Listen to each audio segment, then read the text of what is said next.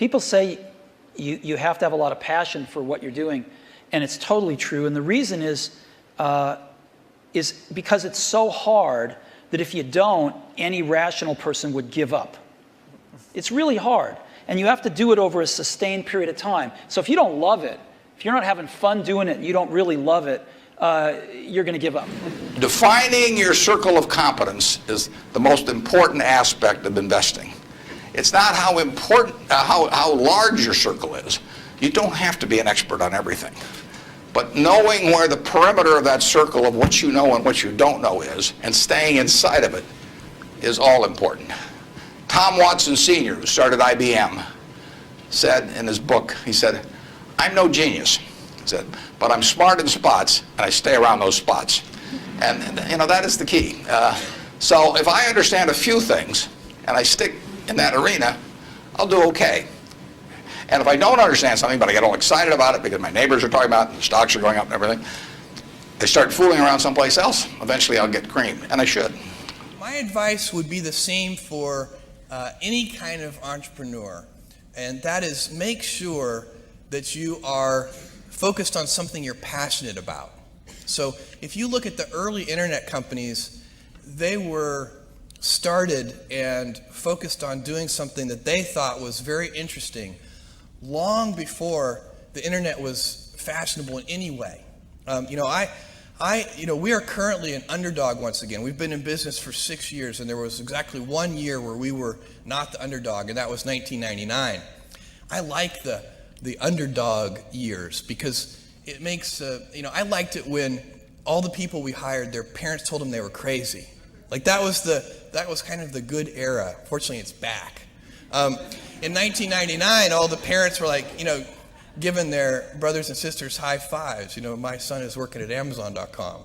So that's a very, you can't follow the fashion when you're trying to do a startup company, or I think really anything in life. But you have to, as an entrepreneur, if you're gonna build a company, pick something you think is interesting that has the intersection of genuinely creating real customer value, and then just stay right there and let the wave catch you. Something that I think people may be only beginning to look at is establishing some kind of brain-computer interface. A brain-computer interface? Yeah, at the neuron level. So this is sort of intelligence augmentation as opposed to artificial intelligence. Right. And I think that has a lot of potential. You mentioned this to me yesterday. I really had kind of no idea what you were talking about, and then I looked up Ian Banks, neural lace. Neural lace. That's right. Exactly. And so it's this concept of wiring the brain. So it's either there could be a brain internet, and it could also mean that we can upload our thoughts to the cloud. You would never forget anything. And you wouldn't need to take photographs. Yeah. Oh, no, it's incredible. I mean, you would never forget anything. You would expand your ability to process information, to remember information, right? But then when the denial of service attack happens, you gotta watch out for hacking. That could really be awkward. Watch out for that. But also, and then I read it can also be used to fight degenerative diseases like Parkinson's too. Yeah, absolutely. Yeah, yeah. And I think it actually would be quite an equalizer as well, because I think the delta between it would sort of even things out. I think. You mean in humankind? Yeah, people there would be no education disadvantage. Everyone would be starting at the same level. Yeah. So there would be no meritocracy. No, there would be new meritocracy. There would be, but it would be the differences would be smaller. The delta would be smaller, probably. Wow, and you really welcome that kind of world? How do I welcome? You asked for predictions. Okay. Predictions are not the same as preferences. So, I mean, do I think something like that is likely to occur? I think probably. Wow. Yeah. Well, I can certainly define happiness because that's what I am. I mean, and if that. I mean, I get to do what I like to do every single day of the year, and I get to do it with people I like. And I get to I don't have to associate with anybody. Causes my stomach to churn. And the only thing in my job I don't like, and this only happens about every 3 or 4 years, occasionally I have to fire somebody, and I don't like. That's the only thing.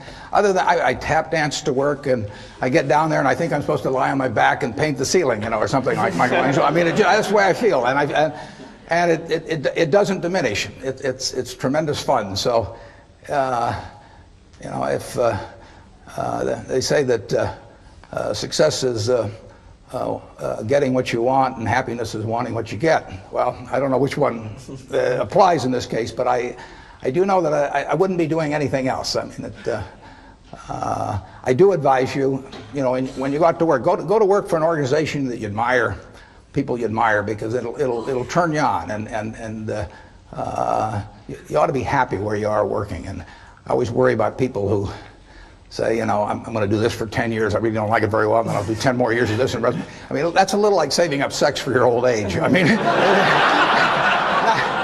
not a very good idea.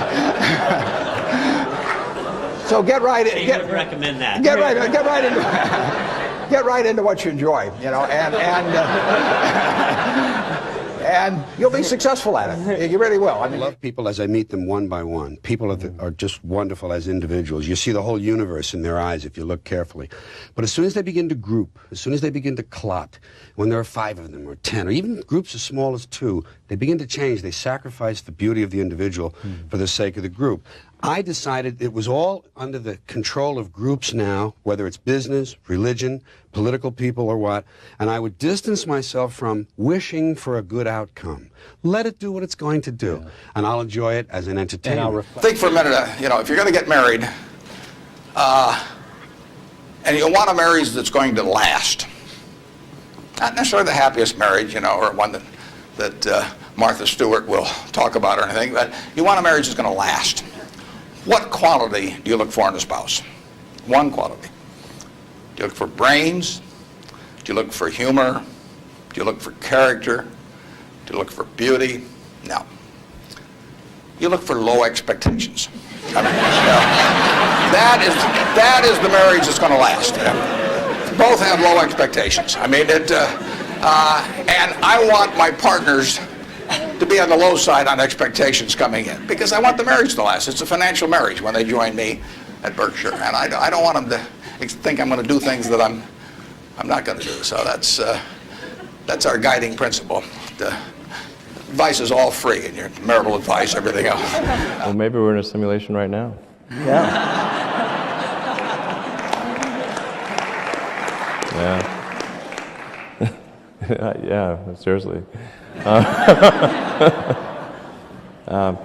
Sometimes feels like that. Yeah, I mean, I think it is going to, from what I've heard of Oculus Rift and some of the other immersive technologies, that it's quite transformative. You really feel like you're there.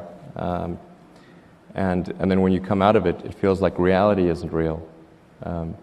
So I think we'll see probably less physical movement in the future as a result of the virtual reality stuff. Yeah. And when we come out of what we're here now into this virtual reality, we'll think it's real. I mean, it's like we're...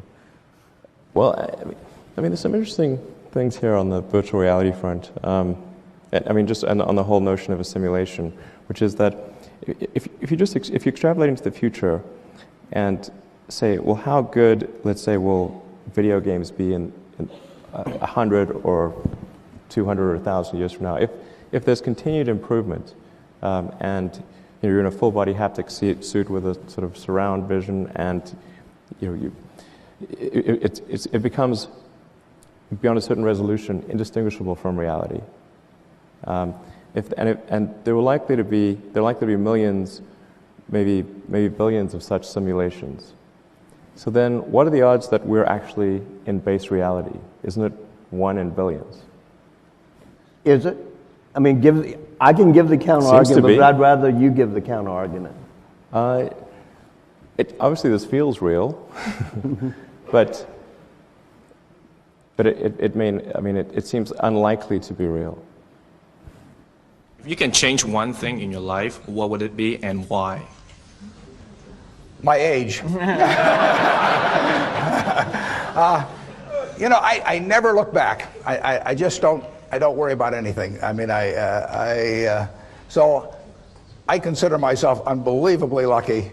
So the idea of saying I could have even been a little luckier if this or that had happened, you know, I mean, you know, I could have been a lot better looking, or I could have been a better athlete, or all that stuff. But so what? You know, you play the hand you get. You play it as well as you can, and you're thankful if you're lucky enough.